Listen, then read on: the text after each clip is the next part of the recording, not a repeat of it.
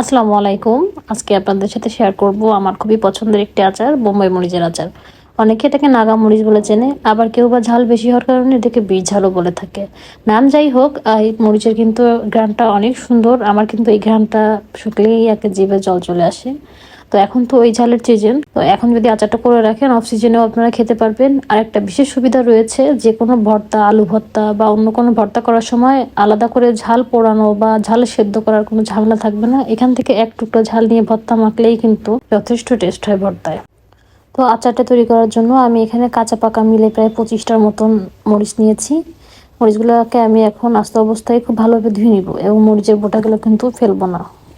মরিচের বোটাগুলো কাজে লাগবে। তো ভালোভাবে ধুয়ে আমি এটাকে গায়ে থেকে ভালোভাবে পানিগুলো ঝরিয়ে নিব। অনেকেই করে আস্ত আচার করে ফেলে, বাট আমি একটু কেটে নিব, যে এমন টুকরা করে নিব যাতে এক টুকরা নিলে একজনের জন্য যথেষ্ট হয়। তো একটা মরিচ আমার মরিচগুলো বেশ বড়, যে কারণে আমি একটা মরিচ প্রায় 4-5 টুকরো করে নিয়েছি, যাতে আমার পুরা মরিচটা আচার থেকে উঠালে নষ্ট না হয়। একটু দেখে বুঝবেন। আর বলেছিলাম যে আমি মরিচের বোঁটাটা ফেলবো না, কাজে লাগবে। আমি এই যে মরিচের বোঁটাটা ধরে মরিচটা কাটছি। মরিচে কিন্তু প্রচণ্ড ঝাল। আপনারা যদি চান হ্যান্ড গ্লাভস পরে কাটতে পারেন, বাট আমি কোনো হাত লাগাইনি। একটা হাত দিয়ে মরিচের বোঁটা ধরেছি, আর একটা হাত দিয়ে আমি কেচি দিয়ে কেটেছি। আচারটা তৈরির আগে আমি কিছু প্রিপারেশন নিয়ে নেবো। তার জন্য আমি এখানে 3 টেবিল চামচ সরিষা আধা ঘন্টা পানিতে ভিজিয়ে আমি একটা কাঁচামরিচ এবং লবণ দিয়ে বেটে নিব, যাতে করে সরিষার তিতা ভাবটা না থাকে। অবশ্যই 30 মিনিট কমপক্ষে ভিজিয়ে রাখার চেষ্টা করবেন। আর এখানে আমি 2 টেবিল চামচের মতো পাঁচফোড়ন নিয়েছি, আর নিয়েছি 1 টেবিল চামচ মিষ্টি জিরা বা মৌরি। এটা দিলে বিষ ঝালের যে রাগটা বা ঝাঁজটা কমবে। এটা আমি গুঁড়া করে নিব তেলে। আর আমি এখানে তেঁতুল নিয়েছি টকের জন্য। আপনি চাইলে এখানে আম অথবা জলপাই বা যে কোনো টক ব্যবহার করতে পারেন। আমার এখন হাতের কাছে তেঁতুল ছিল, আমি তেঁতুলটা ভিজিয়ে নিব। আমি প্রায় 20-30 মিনিট ধরে ভিজিয়ে রেখেছি। কাঠটা বের করে নিব আমি। আর এর ভিতরে যে ছাবাগুলো রয়েছে আমি ওগুলো ফেলবো না, যেহেতু এটার ভিতর কোনো বিচি নেই। আমি এটা ডিরেক্ট আচারে ব্যবহার করব। চলে এলাম আচারটা তৈরি করতে। আচার তৈরির জন্য আমি এখানে একটা প্যান বসিয়ে দিয়েছি, তাতে দিয়েছি পর্যাপ্ত পরিমাণ সরিষার তেল, আর কিছু গোটা রসুনের কোয়া দিয়েছি। এটা একদমই অপশনাল, আমার খেতে ভালো লাগে তাই আমি দিয়েছি। আর দিয়েছি 1 চা চামচের মতন গোটা পাঁচফোড়ন। এটা ভাজা হলে সামান্য ঘ্রাণ আসলেই আমি এখানে রসুন বাটা দিয়ে দিয়েছি প্রায় হাফ কাপের মতন, আর দিয়েছি হাফ কাপ থেকে একটু কম আদা বাটা। দিয়েছি উঁচু উঁচু করে 2 চা চামচ ধনিয়া গুঁড়া, আর উঁচু উঁচু করে আমি 2 চা চামচ দিয়েছি জিরার গুঁড়া। মশলাগুলো অ্যাড করার সময় অবশ্যই অবশ্যই চুলার ফ্লেমটা একদম লোতে রাখবেন, নাইলে চুলাটা দরকার প্রয়োজন হলে একদমই অফ করে দিবেন। তো আমি এখানে কালারের জন্য 1 চা চামচ হলুদ গুঁড়া দিয়েছি। এখন আমি একটু নেড়ে মিক্স করে নেব। আর এই আচারটা তৈরি করার সময় কিন্তু একদমই পাশ থেকে নড়া যাবে না। আমি মশলাটা কষানোর সময় কোনো পানি ব্যবহার করব না, যে কারণে তল দিয়ে খুব সহজেই লেগে যেতে পারে। অনবরত নাড়তে থাকতে হবে।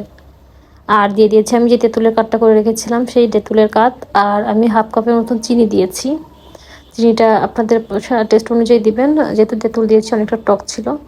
আর আমি এখানে উঁচু উঁচু 1 চা চামচের মতো বিট লবণ দিয়েছি। অবশ্যই চেষ্টা করবেন এই বিট লবণটা দেওয়ার, এতে কিন্তু আচারের টেস্টটা অনেক ভালো আসে। আর ওই যে সেই সরিষা বাটাটা, যেটা আমি পানি ছাড়া শিলপাটায় পিষে রেখেছিলাম, ব্লেন্ডারে করলে কিন্তু পানি ব্যবহার করা লাগতো। আচারে চেষ্টা করবেন যথাসম্ভব পানি ব্যবহার না করার, তাহলে আপনার আচারটা অনেক দিন ভালো থাকবে। তো আমি এটা মিক্স করে নিচ্ছি খুব ভালোভাবে। সরিষাটা খেয়াল করেছেন আমি কিন্তু সবশেষে অ্যাড করেছি, যখন মশলা থেকে তেলটা খুব ভালোভাবে ছেড়ে দিচ্ছে তখন। আগে দিলে সরিষার কিন্তু ঝাঁজটা থাকতো না, ঘ্রাণটা থাকতো না।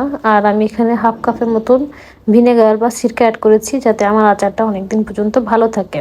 তো এই পর্যায়ে আপনারা একটু টেস্ট করে নিতে পারেন যে আচারের ঝাল, আচারের টক, লবণ, মিষ্টি এগুলো ঠিক আছে কিনা। ঝালটা অ্যাড করার পরে কিন্তু আর টেস্ট করতে পারবেন না।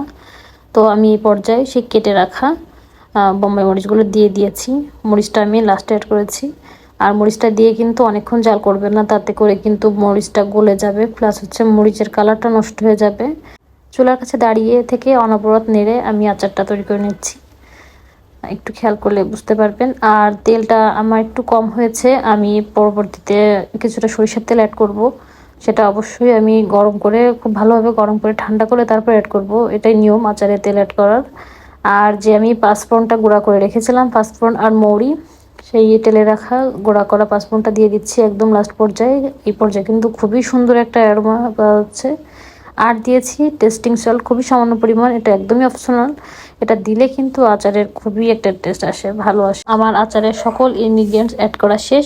এখন আমি এটাকে 5 মিনিটের মতো নেড়ে চেড়ে নামিয়ে নিব। এই পর্যায়ে চুলার ফ্লেমটা মিডিয়াম টু লো হিটে আছে। ব্যাস আমার আচার রেডি। এখন আমি একটা ঠান্ডা হলে কাচের জারে এটাকে, আচারটা তৈরি হওয়ার পরে চেষ্টা করবেন একটা অন্য পাত্রে নামিয়ে ঠান্ডা করার। কড়াইতে রেখে দিলে কিন্তু আচারের কালারটা নষ্ট হবে। আর অবশ্যই ঠান্ডা করে কাচের জারে সংরক্ষণ করবেন।